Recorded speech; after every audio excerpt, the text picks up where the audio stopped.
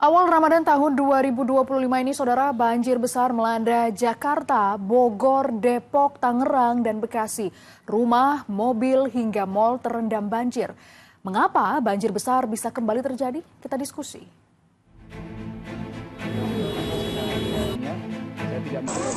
Di Giant Mega Bekasi.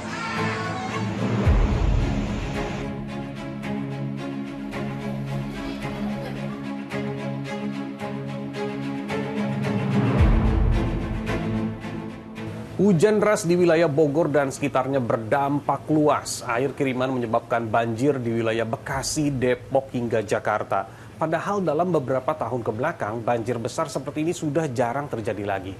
Apa penyebab banjir kali ini? Dan bagaimana pemerintah menangani banjir besar kali ini? Bekasi menjadi kota yang terdampak parah dalam banjir kali ini. BPBD Kota Bekasi menyebutkan ada 20 titik di 7 kecamatan yang terendam banjir. Ketinggian bahkan mencapai 5 meter. Di lokasi ini, mal juga turut terendam banjir. Di ibu kota, banjir menerjang wilayah Jakarta Barat, Jakarta Selatan, dan Jakarta Timur. Setidaknya ada 62 RT dan 4 ruas jalan utama yang tergenang banjir. Ada 1.251 warga mengungsi, 750 pengungsi berasal dari Pejaten Timur. Sekitar 1.870 rumah di 5 kecamatan di Tangerang Selatan juga turut terendam banjir. Kecamatan tersebut diantaranya Ciputat Timur, Pondok Aren, Pamulang, Ciputat, dan Serpong Utara. Tanggap darurat diberlakukan di wilayah Bogor. BNPB mengatakan selain menyelamatkan warga yang rumahnya terendam banjir, BNPB juga akan melakukan operasi modifikasi cuaca untuk mengurangi intensitas hujan. Kemudian untuk mengurangi sumber bencananya, hujan, mulai hari ini BNPB akan menggelar operasi modifikasi cuaca. Sampai kapan? Sampai nanti prediksi dari BMKG sudah bisa dilepas. Tadi Ibu Kepala BMKG menyampaikan sampai tanggal 6, ya, berarti 2 hari lagi hujan diperkirakan masih cukup deras. Kemudian nanti di pertengahan bulan, tanggal 11 dan ke sana juga akan timbul hujan yang lebih besar. Nah itu mungkin sebelum itu kita akan laksanakan operasi modifikasi cuaca. Terus apa yang akan dilakukan oleh pemimpin daerah yang baru dalam mengatasi wilayahnya dari ancaman? Dari banjir yang sudah terjadi ini? Mungkin mengikuti 100 hari kerja kita lakukan pengurukan waduk-waduk.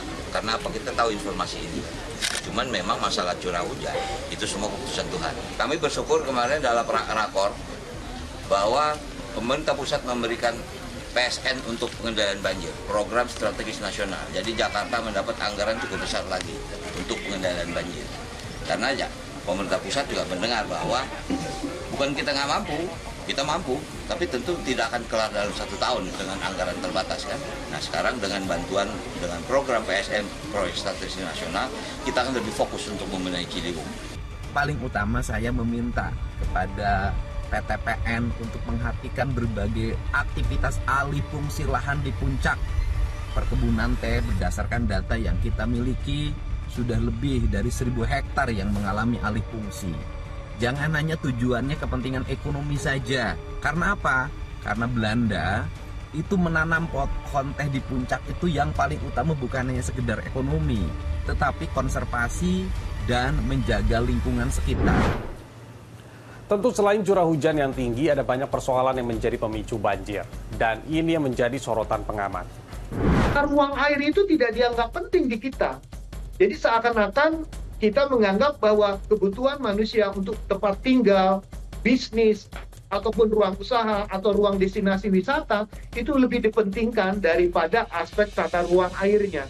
Pertanyaannya, kalau tata ruang untuk manusia saja tidak bisa dikendalikan, siapa yang menjaga pengendalian untuk tata ruang airnya? Jadi yang terjadi memang konflik antara ruang untuk manusia dan ruang untuk airnya. Jadi yang menjadi masalah sekarang adalah tidak ada yang tegas untuk memantau, menindak setiap ada penghilangan ruang air. Ada banyak cara yang bisa dilakukan untuk mengantisipasi banjir, tapi yang paling mudah adalah dari diri kita sendiri. Salah satu contohnya adalah buang sampah pada tempatnya. Saya Nabil Biasa, sampai jumpa.